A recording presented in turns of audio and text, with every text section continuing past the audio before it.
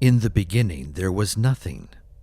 The expanse was formless and empty. There was darkness and chaos. An egg began to take shape inside the expanse. The egg incubated for a total of 18,000 years, in which time two opposing forces of yin and yang developed and became perfectly balanced. Inside the egg, a primitive, hairy beast called Pangu began to form, and at the end of the 18,000 years, he awoke and began to create. With his giant axe, Pangu cracked open the egg, separating the yin from the yang. The yin became a murky earth, and the yang became a clear sky.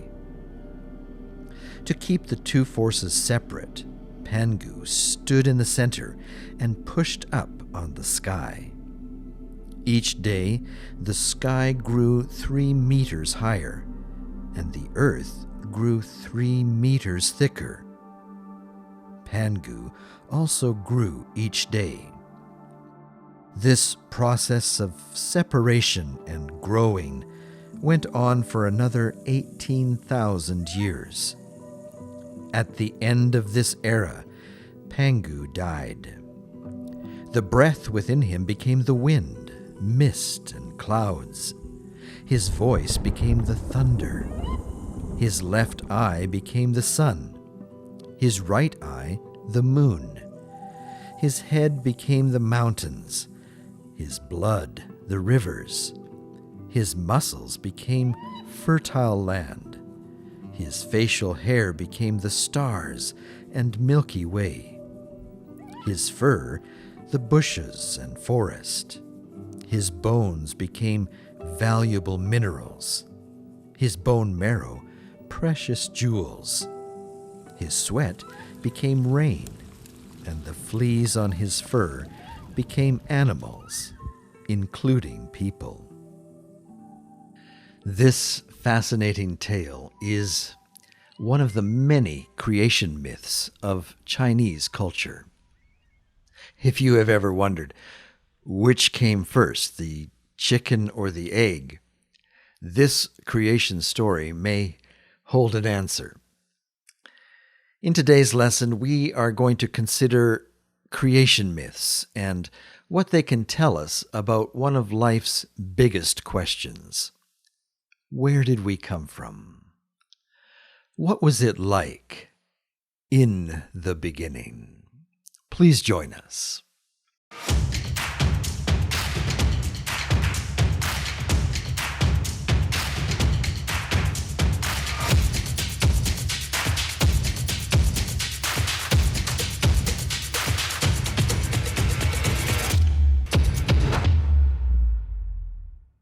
Creation stories.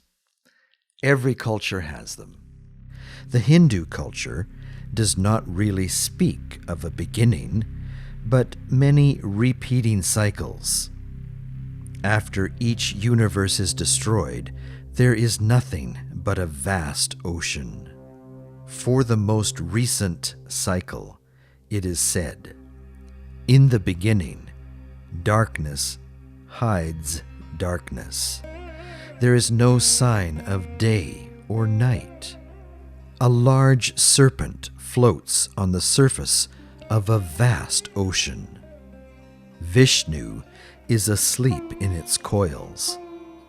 A large lotus plant sprouts out of his navel. On top of the lotus plant, a 4-headed demigod, Brahma, takes his place. Vishnu encourages Brahma to create the world with the materials he has provided.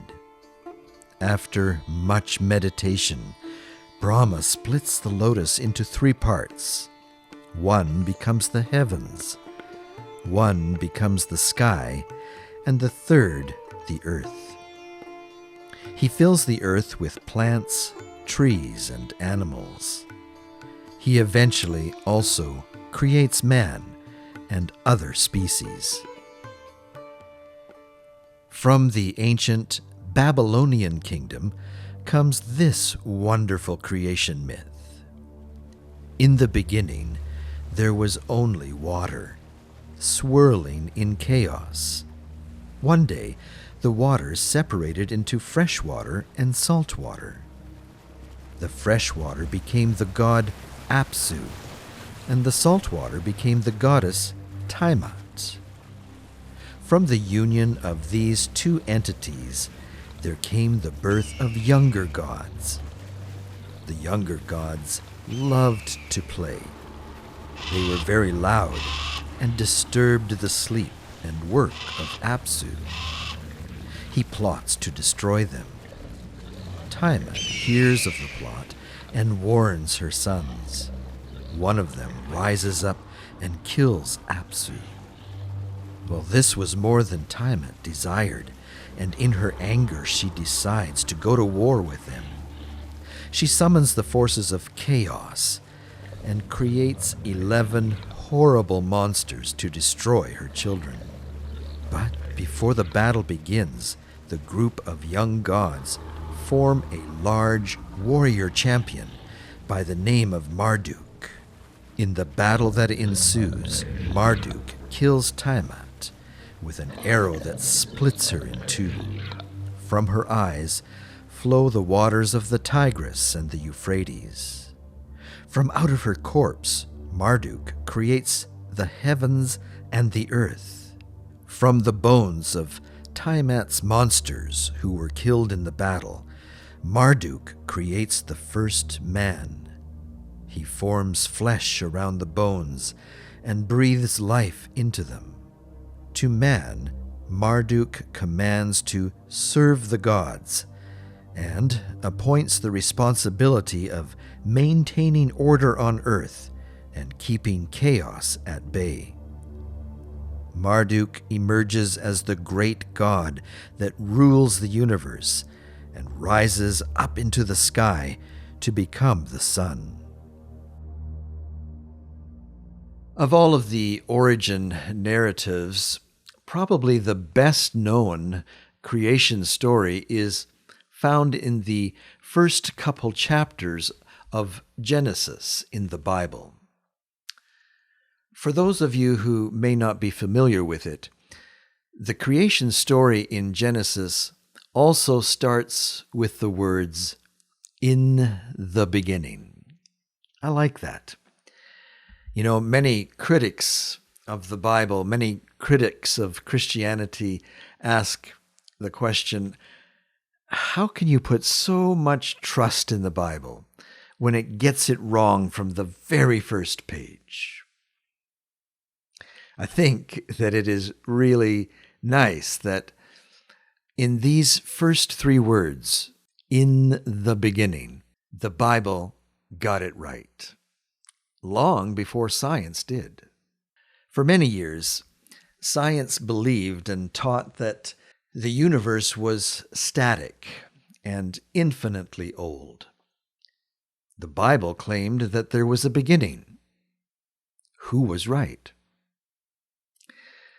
The idea of a static, infinitely old universe had been around since the 1500s. When the proposals of the naturalistic evolution of life came along in the 1800s, the idea of an infinitely old universe fit well with that idea, as it allowed enough time for life to arise somewhere in the universe spontaneously by natural, random forces alone. But then, with the discoveries of Albert Einstein, Lemaitre, Edwin Hubble, and others in the first half of the 1900s, science began to question the idea of a static universe. Through their calculations and observations, they realized that the universe was expanding, getting bigger, almost like it was being blown up like a big balloon.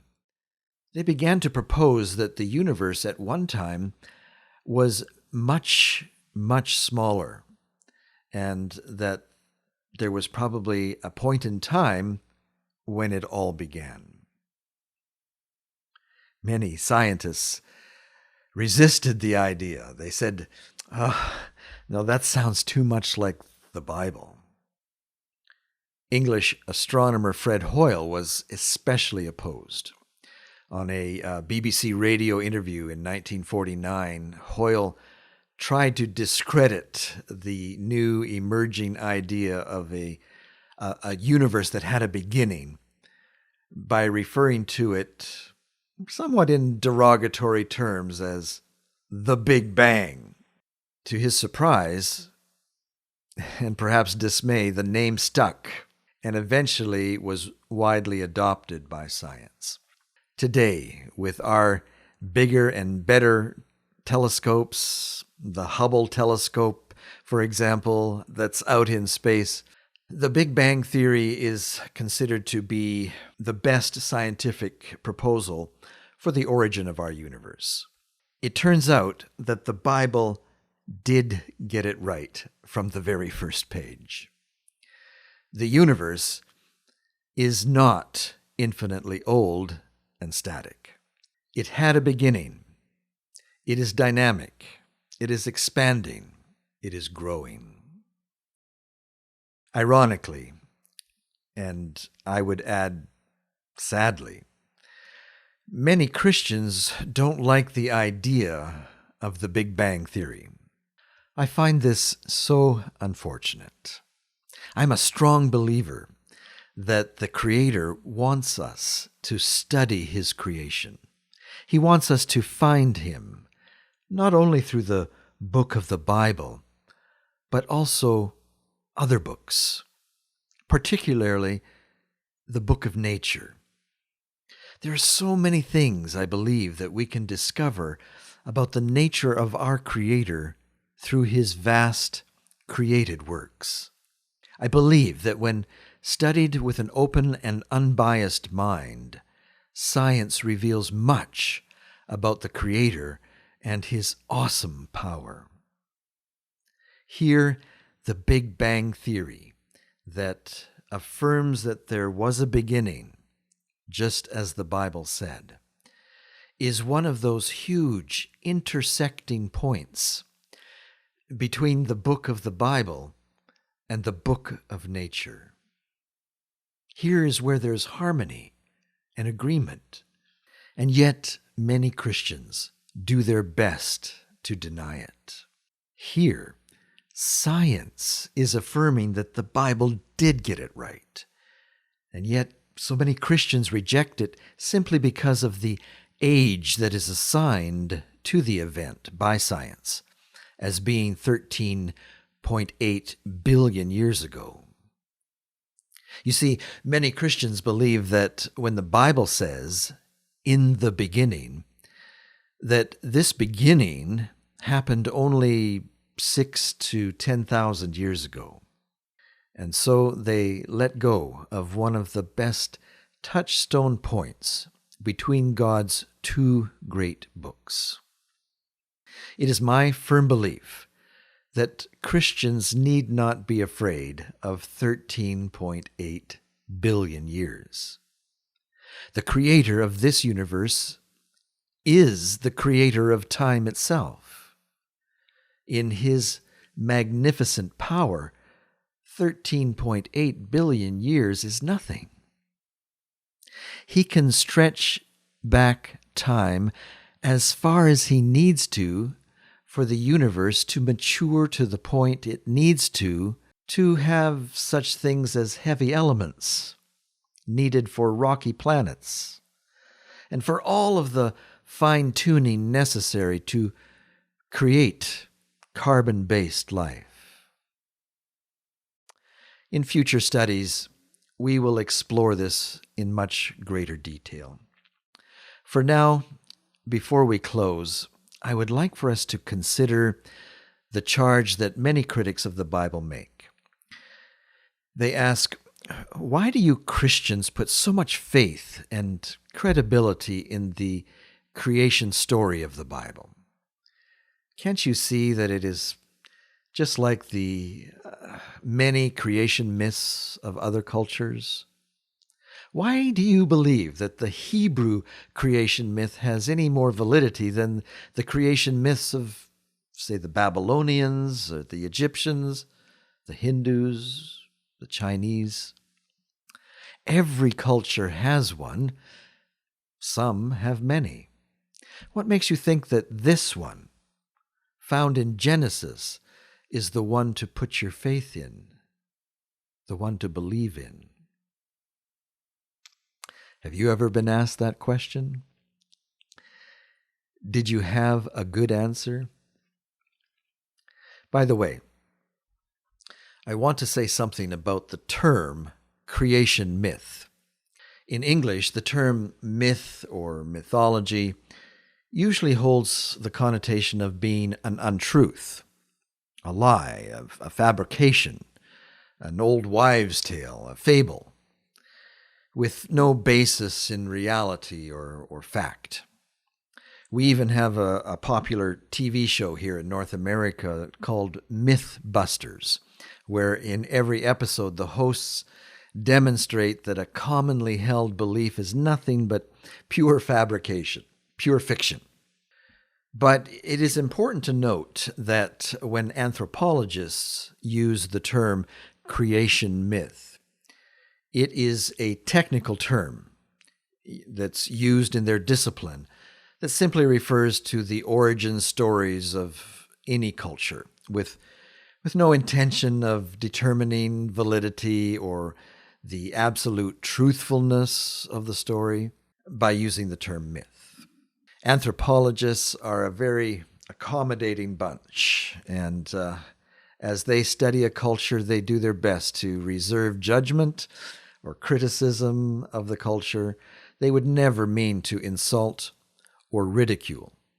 Creation myth is just their technical term for creation story or creation narrative, creation account.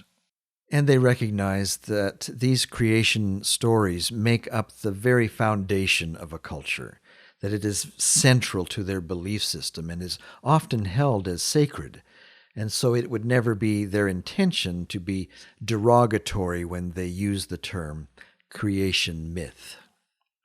Funny story. The first time I encountered this, I was only about 19 years old and in my first year at college in a small Bible college in Canada. And I noticed that there was a course offered there on biblical literature. And I was intrigued. I wanted to take that class in the literature of the Bible. However, it was a 400 level class, which means that it was really a class that was designed for fourth year students, not freshmen like I was. But I somehow managed to gain special permission and I joined the class. Unfortunately, I was a few days late and probably missed some very good introductory materials. But I do remember how shocked I was when I would hear the professor refer to the creation myth of Genesis, or the Genesis narrative, or the Genesis account of creation, or the creation myth of the Hebrew people. I couldn't figure out why my Christian professor at my Christian Bible college was calling Genesis a myth.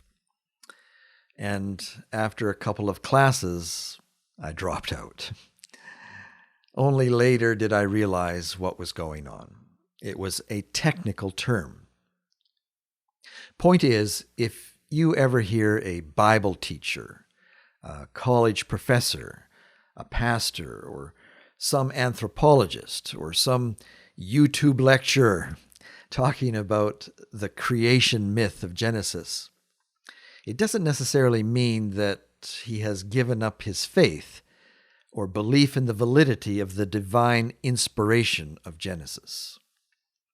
And for me, that is what makes the real difference between the Hebrew creation story and the creation narratives of other cultures.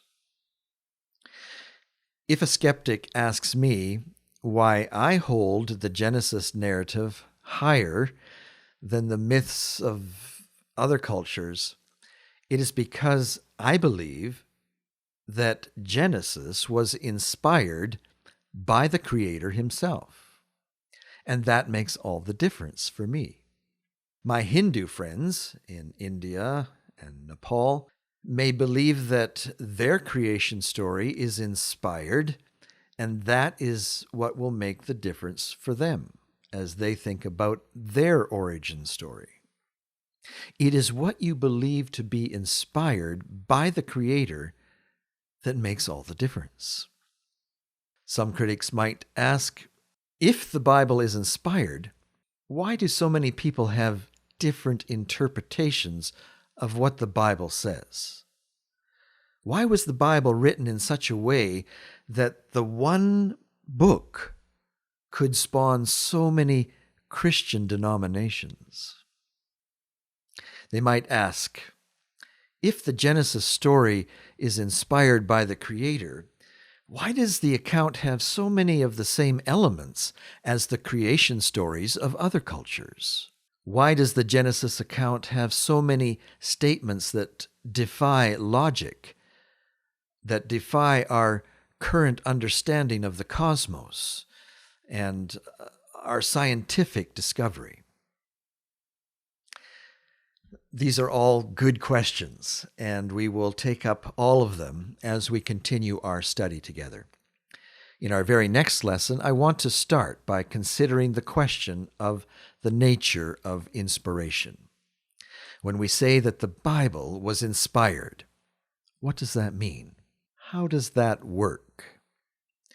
What authority should we give to the ancient writings of a long ago culture?